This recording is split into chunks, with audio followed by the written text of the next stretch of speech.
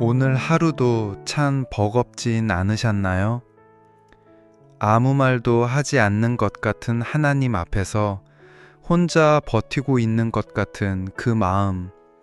말하지 않아도 저는 조금은 압니다. 왜냐하면 저도 그 침묵을 지나온 사람이니까요. 하나님이 계신다면 왜 아무 말도 안 하실까요? 왜 나의 기도를 듣고 계신 것 같지 않을까요? 왜 나를 이 광야 같은 자리로 부르신 걸까요? 시편 기자도 이렇게 말했습니다. 주의 길이 바다에 있었고 주의 고든 길이 큰 물에 있었으나 주의 발자취를 알 수 없었나이다. 하나님은 분명 일하고 계신데 그 발자취를 믿길 수 없을 때가 있어요. 눈에 보이지 않고 귀에 들리지 않고 하나님이 마치 침묵하시는 것처럼 느껴질 때 그건 버림받은 게 아니라 오히려 하나님의 깊은 신뢰 속으로 들어가고 있다는 증거일지 몰라요. 하나님의 침묵은 무관심이 아니라 때론 더 깊은 말씀의 형식이기도 하거든요. 오늘 이 영상을 끝까지 함께 하신다면 당신은 3가지 위로를 얻게 될 거예요. 첫째, 성경 속 인물들이 겪었던 하나님의 침묵의 순간들 속에서 나의 이야기를 발견하게 됩니다. 둘째, 그 침묵 속에 감추어진 하나님의 목적과 사랑의 방식들을 깨닫게 될 거예요. 셋째, 지금 내 삶 속에서 하나님의 음성이 들리지 않을 때 어떻게 반응하고 기다려야 하는지를 말씀을 통해 함께 배워가게 될 거예요. 하나님은 지금도 말씀이 없는 것 같은 고요 속에서 가장 선명한 사랑을 말하고 계십니다. 그 사랑이 지금 당신에게도 들리기를 기도하는 마음으로 이야기를 시작해 보려 합니다. 함께 걸어가 볼까요? 하나님은 말씀으로 천지를 창조하셨고 지금도 말씀으로 세상을 다스리십니다. 그런데 이상하게도 우리가 가장 간절히 기도할 때에 하나님은 종종 침묵하시는 것처럼 느껴집니다. 그 침묵은 마치 깊은 밤바다를 혼자 건너는 것처럼 길을 잃은 듯한 외로움을 안겨주죠. 그러나 성경은 그 침묵 속에도 하나님의 뜻과 계획이 흐르고 있다는 것을 여러 인물들의 이야기를 통해 보여줍니다. 1. 요셉, 억울함 속의 침묵. 형들에게 팔려 이집트로 끌려간 요셉.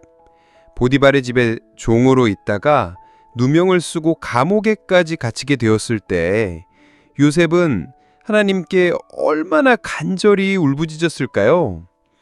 그러나 성경은 하나님께서 그때 요셉의 기도에 대해 아무 말씀도 하지 않으신 것처럼 보입니다. 장장 13년, 그 시간 동안 하나님은 한마디 말씀도 기록하지 않으셨습니다. 하지만 나중에 우리는 압니다. 그 시간은 하나님이 요셉을 지도자로 준비시키는 시간이었고 가문과 나라를 구원할 계획의 일부였다는 것을. 당신들은 나를 해하려 하였으나 하나님은 그것을 선으로 바꾸사 오늘과 같이 많은 사람의 생명을 구원하게 하시려 하셨나니. 창세기 50장 20절. 요셉은 침묵의 시간을 통과하면서 자신의 억울함보다 하나님의 섭리를 더 크게 보게 되었습니다. 2. 욥, 고통 속의 침묵. 욥은 자신의 자녀들을 한순간에 잃었고 재산도 건강도 잃었습니다. 친구들의 말도 아내의 말도 위로가 되지 않았습니다. 무엇보다 가장 고통스러웠던 것은 하나님의 침묵이었습니다. 내가 앞으로 가도 그가 아니 계시고 뒤로 가도 보이지 아니하며 그가 왼쪽에서 일하시나 내가 만날 수 없고 그가 오른쪽으로 돌이키시나 배울 수 없구나. 욥기 23장 8절부터 9절. 하지만 욥은 그 끝에서 이 침묵이 단순한 응답 없음이 아니라 자신을 정금같이 나오게 하시려는 불 속의 훈련임을 알게 됩니다. 그러나 내가 가는 길을 그가 아시나니 그가 나를 단련하신 후에는 내가 정금같이 나오리라. 욥기 23장 10절. 하나님의 침묵은 욥을 무너지게 하기 위한 것이 아니라 그의 믿음을 더 순전하게 하기 위한 과정이었습니다. 3. 예수님, 십자가 앞의 침묵. 가장 고통스러운 침묵의 순간은 예수님께서 겟셋마네 동산에서 드린 기도에 하늘이 침묵했던 그 밤입니다. 네, 아버지여, 만일 알만하시거든 이 잔을 내게서 지나가게 하옵소서. 그러나 나의 원대로 마시옵고 아버지의 원대로 하옵소서. 마태복음 26장 39절. 그 밤 하늘은 조용했습니다. 그리고 그 다음 날 예수님은 십자가로 나아가셨습니다. 하나님은 침묵하셨지만 그 침묵 속에서 가장 큰 구원이 준비되고 있었습니다. 예수님의 고통 속의 침묵은 하나님의 사랑의 최종 선언이었습니다. 침묵의 본질은 하나님의 부재가 아니라 준비입니다. 하나님의 침묵은 때로 우리의 신앙을 가장 깊은 자리로 이끄는 비밀스러운 훈련입니다. 우리는 성경 속 수많은 인물들의 삶에서 그것을 발견할 수 있습니다. 아브라함은 하나님의 약속을 받았지만 무려 25년이라는 긴 시간 동안 아들을 얻지 못했습니다. 하나님은 왜 바로 응답하지 않으셨을까요? 창세기 15장 4절에서 여호와께서 말씀하시기를 네 몸에서 날 자가 네 상속자가 되리라 하셨지만 아브라함은 여전히 침묵의 시간을 견뎌야 했습니다. 이삭이 태어나기까지 아브라함은 하나님의 약속과 현실 사이에서 신앙을 지켜내야 했습니다. 하나님의 침묵은 아브라함을 포기하게 하려는 것이 아니라 믿음의 뿌리를 더 깊이 내리게 하는 과정이었습니다. 다윗도 마찬가지입니다. 그는 사무엘에게 기름 부음을 받았지만 왕이 되기까지 오랜 세월을 도망자로 살아야 했습니다. 사울의 추격 속에서 다윗은 수없이 기도했을 것입니다. 하나님, 지금 도와주십시오. 하나님, 언제까지 숨겨져야 합니까? 그러나 시편 13편 1절을 보면 다윗은 이렇게 절규합니다. 여호와여, 어느 때까지이니이까? 나를 영원히 잊으시나이까? 주의 얼굴을 내게서 어느 때까지 숨기시겠나이까? 그러나 바로 그 침묵의 시간이 다윗을 더 깊은 찬양의 사람으로 만들어 갔습니다. 침묵은 단절이 아니라 준비였고 다윗은 결국 이스라엘의 왕이 되었으며 시편의 저자로 하나님을 가장 깊이 노래하는 사람으로 세워졌습니다. 신약에 와서 우리는 사도 바울의 삶에서도 침묵을 봅니다. 바울은 3번이나 자신의 육체의 가시를 치워달라고 간구했지만 하나님은 침묵하셨습니다. 그러나 그 침묵 속에서 바울은 오히려 하나님의 음성을 들었습니다. 내 은혜가 네게 족하도다. 이는 내 능력이 약한 데서 온전하여짐이라. 고린도후서 12장 9절의 말씀입니다. 하나님은 대답하지 않으시는 듯 했지만 사실은 더 크고 분명한 응답을 준비하고 계셨던 것입니다. 신앙의 위인들의 간증을 보아도 마찬가지입니다. 허드슨 테일러는 중국 선교를 준비하고 사역을 이어갈 때 수많은 순간 아무런 응답이 없는 것처럼 느껴졌다고 고백했습니다. 그러나 그 침묵 속에서도 매일 말씀을 붙들고 기도했을 때 하나님의 때에 필요한 길이 기적처럼 열렸습니다. 그는 훗날 이렇게 고백했습니다. 하나님은 결코 침묵으로 나를 버리신 적이 없다. 다만 나의 믿음을 자라게 하시기 위해 더 기다리게 하셨을 뿐이다. 요셉은 침묵 속에서 지도자가 되었고 욥은 침묵 속에서 정금 같은 믿음을 얻었고 아브라함은 침묵 속에서 믿음의 조상이 되었고 다윗은 침묵 속에서 찬양의 왕이 되었고 바울은 침묵 속에서 은혜의 깊이를 깨달았습니다. 하나님의 침묵은 하나님의 부재가 아니라 하나님의 준비입니다. 우리가 그 침묵을 통과할 때 하나님은 우리를 버리신 것이 아니라 우리를 더 깊은 자리로 부르시는 것입니다. 지금 이 영상을 듣는 당신도 혹시 오랜 침묵 속에 있다면 하나님이 대답하지 않으신다고 낙심하지 마십시오.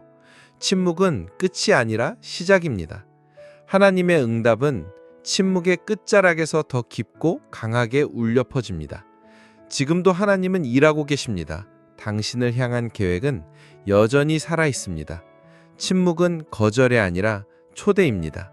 믿음으로 그 초대에 응답하십시오. 그러면 당신의 삶은 반드시 하나님의 놀라운 증거로 빛나게 될 것입니다. 하나님의 침묵 앞에서 믿음으로 기다리지 못하면 결국 우리는 잘못된 선택으로 빠지게 됩니다. 성경은 그 위험을 분명히 보여줍니다. 사울 왕이 그 대표적인 예입니다. 사무엘상 13장을 보면 사울은 블레셋과의 전쟁 앞에서 두려움에 휩싸였습니다. 제사장인 사무엘이 정해진 때에 오지 않자 사울은 하나님의 침묵을 견디지 못하고 자신이 직접 번제를 드렸습니다. 그러나 그 순간 사무엘이 도착했고 하나님의 뜻을 어기고 조급하게 행동한 사울은 결국 왕위를 잃는 심판을 받게 되었습니다. 침묵을 신뢰하지 못했을 때 사울의 인생은 무너졌던 것입니다. 이스라엘 백성도 마찬가지입니다. 출애굽기 32장에서 모세가 시내산에서 하나님의 말씀을 받는 동안 40일이라는 시간을 침묵 속에서 기다려야 했습니다. 그러나 백성들은 그 침묵을 견디지 못하고 금송아지를 만들었습니다. 하나님의 침묵은 그들에게 시험이었지만 그들은 우상을 택했고 결국 큰 징계를 받게 되었습니다. 하나님의 침묵을 불신하면 우상과 타협으로 빠져드는 것입니다. 엘리 제사장 시대의 이스라엘도 마찬가지였습니다. 사무엘상 3장 1절에 보면 여호와의 말씀이 희귀하여 이상이 흔히 보이지 않았다고 기록합니다. 그 침묵의 시기는 단순히 하나님의 무관심이 아니라 백성의 죄악으로 인해 말씀을 들을 귀가 막혔던 시간이었습니다. 침묵 속에서 하나님을 찾기보다 자기 길로 간 결과 영적 어두움이 온 땅에 덮여버렸습니다. 성경은 이렇게 경고합니다. 우리가 침묵을 신뢰하지 못하면 우리의 마음은 불안으로 흔들리고 결국 하나님보다 눈에 보이는 것을 붙들게 됩니다. 그리고 그것은 반드시 무너짐으로 이어집니다. 현대의 삶 속에서도 우리는 이 교훈을 볼 수 있습니다. 어떤 사람은 기도의 응답이 더딘 것을 견디지 못해 세상의 방식으로 문제를 해결하려 합니다. 그 결과 순간적인 안도감을 얻을지 몰라도 결국 더 깊은 공허와 좌절 속에 빠지게 됩니다. 또 어떤 사람은 하나님이 침묵하시는 것 같아 낙심하여 신앙을 포기해버리기도 합니다. 그러나 그것은 가장 큰 영적 실패입니다. 왜냐하면 하나님의 침묵은 부재가 아니라 준비이기 때문입니다. 침묵을 기다리지 못하면 준비된 축복을 놓치고 말게 됩니다. 심리학적으로도 침묵을 견디지 못하는 사람은 불안과 조급함에 휘둘려 잘못된 선택을 반복합니다. 작은 기다림조차 감당하지 못하면 결국 더 큰 고통으로 이어지는 것입니다. 신앙에서의 실패와 삶에서의 실패가 연결되는 이유가 바로 여기에 있습니다. 하나님의 침묵을 신뢰하지 못하는 순간 우리는 하나님이 아닌 나 자신을 신뢰하게 되고 그 길은 반드시 무너짐으로 끝나기 때문입니다. 지금 이 메시지를 듣는 당신에게도 아마 그런 시험이 있을 것입니다. 하나님은 왜 아무 대답도 하지 않으실까? 하나님은 왜 나를 외면하시는 걸까? 그런 생각이 들 때가 있을 것입니다.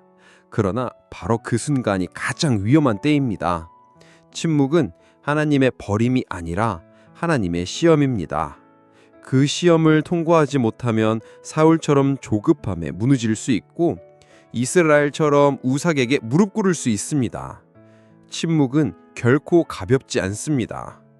침묵은 영적 경고이며 우리의 믿음을 가르는 시험입니다. 그러므로 우리는 하나님의 침묵 앞에서 절대 조급해지지 말아야 합니다. 하나님이 말씀하시지 않으시는 순간에도 말씀하셨던 것을 기억하고 붙들어야 합니다. 침묵을 무시하는 것은 믿음을 버리는 것이고 침묵을 신뢰하는 것은 믿음을 지키는 것입니다. 기억하십시오. 침묵을 두려워하면 실패로 가지만 침묵을 신뢰하면 승리로 갑니다. 당신은 어떤 길을 선택하시겠습니까? 하나님의 침묵을 신뢰하며 살아가기 위해 우리는 구체적인 믿음의 실천이 필요합니다. 성경은 단순히 침묵을 견디라고만 말하지 않습니다. 그 침묵의 시간을 어떻게 지내야 하는지를 여러 가지 방법으로 가르쳐 줍니다. 첫째, 말씀을 붙드는 것입니다. 시편 119편 9절은 청년이 무엇으로 그의 행실을 깨끗하게 하리이까? 주의 말씀만 지킬 따름이니이다 라고 말합니다. 하나님이 침묵하실 때 우리는 여전히 기록된 말씀을 붙들어야 합니다. 이미 주신 말씀을 기억하고 묵상하는 것이 침묵 속에서 믿음을 지키는 가장 첫 번째 방법입니다.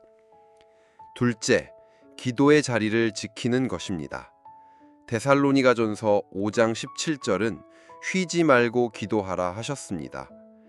응답이 없는 것 같아도 기도의 자리를 지킬 때 하나님은 우리의 인내를 기뻐하시고 우리의 영혼을 단련하십니다.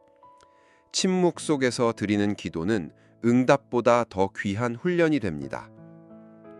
셋째, 공동체와 함께하는 것입니다. 히브리서 10장 24절과 25절은 서로 돌아보아 사랑과 선행을 격려하며 모이기를 패하는 어떤 사람들의 습관과 같이 하지 말고 오직 권하여 그날이 가까움을 볼수록 더욱 그리하자고 말합니다. 하나님의 침묵 앞에 혼자가 되면 더 약해지기 쉽습니다. 그러나 믿음의 공동체 안에서 함께 기도하고 말씀을 나눌 때 침묵 속에서도 버틸 수 있는 힘을 얻게 됩니다. 넷째, 감사하는 것입니다. 데살로니가전서 5장 18절은 범사에 감사하라. 이는 그리스도 예수 안에서 너희를 향하신 하나님의 뜻이니라 하셨습니다. 침묵 속에서도 여전히 감사하는 태도를 지닐 때 하나님은 그 마음을 기뻐하시고 우리에게 더 큰 은혜를 준비하십니다. 다섯째, 순종을 선택하는 것입니다. 아브라함은 응답이 없을 때에도 하나님의 말씀을 따라 떠났습니다. 히브리서 11장 8절은 믿음으로 아브라함은 부르심을 받았을 때 순종하여 장래의 유업으로 받을 땅에 나아갔다고 말합니다. 침묵 속에도 순종은 계속되어야 합니다.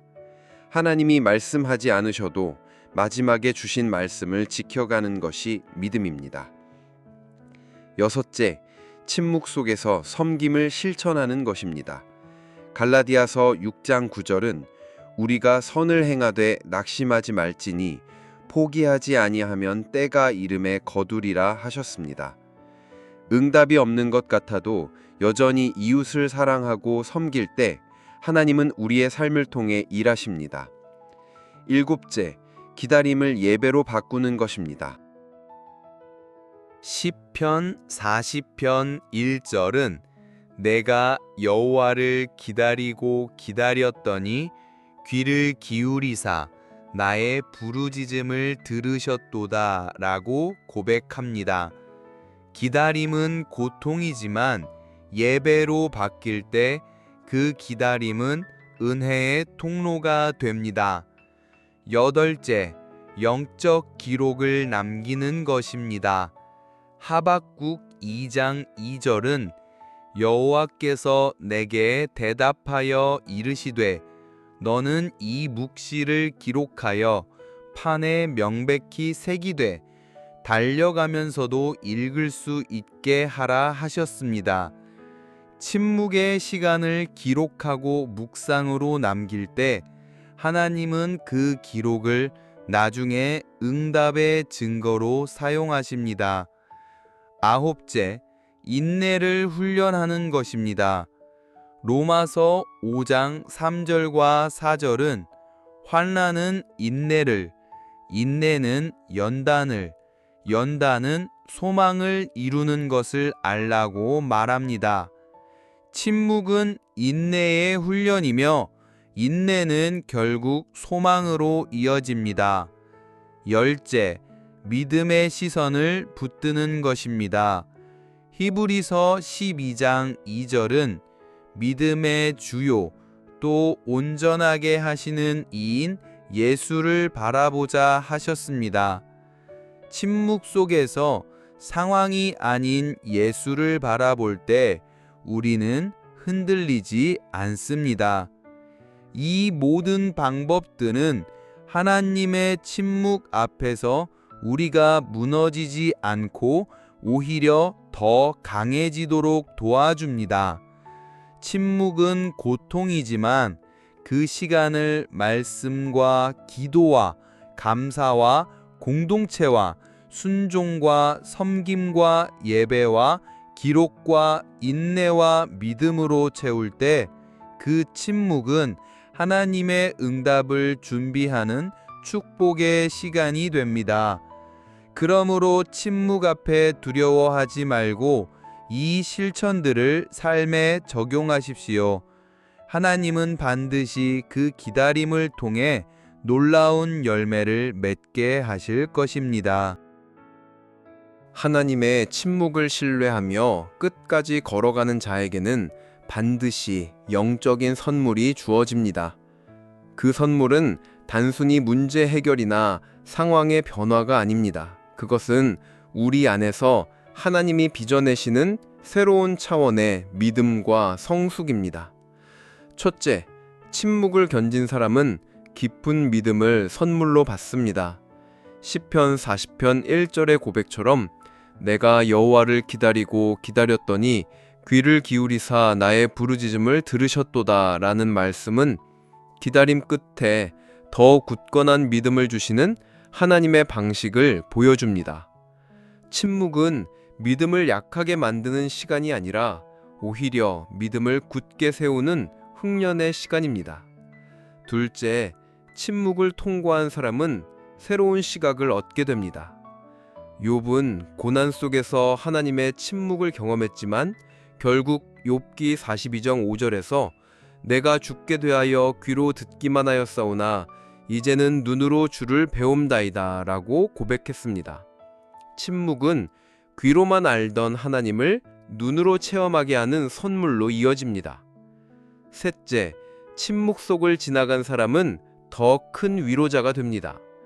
고린도후서 1장 4절은 우리의 모든 환난 중에서 우리를 위로하사 우리로 하여금 하나님께 받는 위로로서 모든 환난 중에 있는 자들을 능히 위로하게 하시는 이라 하셨습니다. 침묵의 시간을 지나며 하나님의 위로를 체험한 사람은 다른 이들에게도 진짜 위로를 나눌 수 있는 사람이 됩니다. 넷째, 침묵을 믿음으로 이긴 사람은 더 큰 사명을 맡게 됩니다. 요셉은 침묵의 13년을 지나 애굽의 총리가 되었고 다윗은 침묵의 도망자 시절을 지나 이스라엘의 왕이 되었습니다. 하나님은 침묵을 견뎌낸 자에게 더 큰 사명을 맡기십니다. 다섯째, 침묵은 하나님과의 친밀함을 선물합니다. 시편 62편 1절은 나의 영혼이 잠잠히 하나님만 바라며 나의 구원이 그에게서 나오는도다 라고 고백합니다. 침묵 속에서 다른 소리가 멈추고 하나님만 바라볼 때 우리는 하나님과 더 깊이 연결됩니다. 여섯째, 침묵은 인내의 열매를 선물합니다. 로마서 5장 4절은 인내는 연단을, 연단은 소망을 이룬다고 말합니다. 침묵은 인내를 낳고 인내는 연단을 낳고 연단은 결국 흔들리지 않는 소망을 우리 안에 심습니다. 일곱째, 침묵을 통과하면 감사가 회복됩니다. 데살로니가전서 5장 18절의 말씀처럼 범사에 감사하라. 이는 그리스도 예수 안에서 너희를 향하신 하나님의 뜻이라고 하셨습니다. 침묵소에서도 감사한 사람은 침묵이 끝날 때 더 큰 감사의 노래를 드리게 됩니다. 여덟째, 침묵 속에서 하나님을 신뢰한 자에게는 영적 분별력이 주어집니다. 히브리서 5장 14절은 장성한 자는 지각을 사용함으로 연단을 받아 선악을 분별하는 자라고 했습니다. 침묵을 지나며 말씀과 기도에 뿌리를 내린 사람은 세상의 소리와 하나님의 뜻을 분별하는 눈을 얻게 됩니다. 아홉째, 침묵을 통과한 자는 더 큰 기쁨을 누리게 됩니다. 시편 30편 5절은 울음이 기숙할지라도 아침에는 기쁨이 오리로다 라고 말합니다. 하나님의 침묵이 끝날 때 오는 기쁨은 세상이 줄 수 없는 기쁨이며 영혼 깊은 곳에서 솟아나는 기쁨입니다. 열째, 침묵은 결국 하나님의 응답으로 이어집니다. 하박국 2장 3절은 이 묵시는 정한 때가 있나니 그 종말이 속히 이르겠고 결코 거짓되지 아니하리라. 비록 더딜지라도 기다리라. 지체되지 않고 반드시 응하리라 하셨습니다. 침묵은 끝이 아니라 응답으로 이어지는 통로입니다. 이렇게 하나님의 침묵을 믿음으로 견디는 자에게 주어지는 영적 선물은 믿음, 성숙, 새로운 시각, 위로의 능력, 더 큰 사명, 하나님과의 친밀함, 인내의 열매, 감사의 회복, 영적 분별력, 기쁨, 그리고 응답입니다. 침묵은 결코 비어있는 시간이 아닙니다. 침묵은 하나님이 우리를 새롭게 빚어내시는 시간이며 그 끝은 반드시 축복으로 채워지는 시간입니다. 그러므로 침묵을 두려워하지 마십시오. 침묵을 지나고 나면 하나님께서 반드시 준비하신 영적 선물이 당신의 삶에 흘러 넘치게 될 것입니다. 이제 우리는 하나님의 침묵이라는 주제를 함께 걸어왔습니다. 인트로에서 우리는 시편 77편 19절의 말씀을 나누었습니다. 주의 길이 바다에 있었고 주의 곧은 길이 큰 물에 있었으나 주의 발자취를 알 수 없었나이다. 이 말씀처럼 하나님의 길은 보이지 않을 때가 있습니다. 그러나 보이지 않는다고 해서 하나님의 길이 없는 것이 아니라 오히려 가장 깊이 흐르고 있다는 것을 기억해야 합니다. 본문 1에서는 요셉과 욥과 예수님의 이야기를 통해 침묵이 부재가 아니라 준비임을 보았습니다. 본문 2에서는 아브라함, 다윗, 바울과 신앙의 위인들의 간증을 통해 침묵은 더 큰 믿음을 빚어내는 과정임을 깨달았습니다. 본문 3에서는 사울과 이스라엘 백성이 침묵을 신뢰하지 못해 실패했던 이야기를 통해 침묵을 무시할 때 오는 영적 경고를 살펴보았습니다. 본문 4에서는 우리가 침묵을 이겨낼 수 있는 10가지 방법, 말씀, 기도, 공동체, 감사, 순종, 섬김, 예배, 기록, 인내, 믿음을 제시했습니다. 그리고 본문 5에서는 침묵을 끝까지 견딘 자에게 주어지는 10가지 선물, 믿음, 성숙, 새로운 시각, 위로의 능력, 더 큰 사명, 하나님과의 친밀함, 인내의 열매, 감사의 회복, 영적 분별력, 기쁨, 그리고 응답을 함께 나누었습니다. 결국 하나님의 침묵은 버림이 아니라 준비였고 무관심이 아니라 사랑이었습니다. 하나님은 말씀하시지 않는 순간에도 가장 깊은 방식으로 말씀하고 계십니다. 그러므로 지금 이 영상을 듣고 있는 당신이 혹시 여전히 하나님의 침묵 앞에 있다면 절망하지 마십시오. 하나님은 결코 당신을 버리지 않으셨습니다. 다만 더 깊이 들어오라고 초대하고 계십니다. 침묵은 끝이 아니라 시작입니다. 침묵은 부재가 아니라 준비입니다. 침묵은 거절이 아니라 사랑입니다. 오늘 이 말씀을 다시 기억하며 당신의 마음에 새기십시오. 시편 77편 19절 주의 길이 바다에 있었고 주의 곧은 길이 큰 물에 있었으나 주의 발자취를 알 수 없었나이다. 욥기 23장 10절 그러나 내가 가는 길을 그가 아시나니 그가 나를 단련하신 후에는 내가 정금같이 나오리라. 마태복음 26장 39절 내 아버지여 만일 할만하시거든 이 잔을 내게서 지나가게 하옵소서.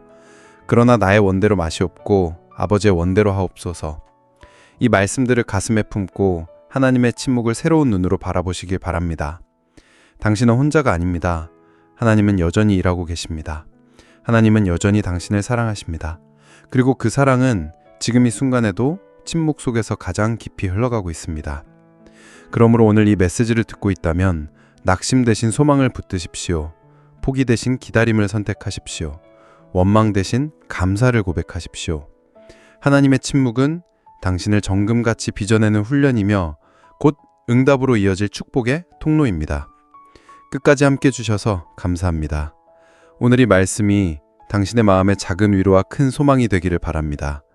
이 영상이 도움이 되었다면 댓글로 당신의 기도 제목을 남겨주십시오. 함께 기도하며 걸어가겠습니다.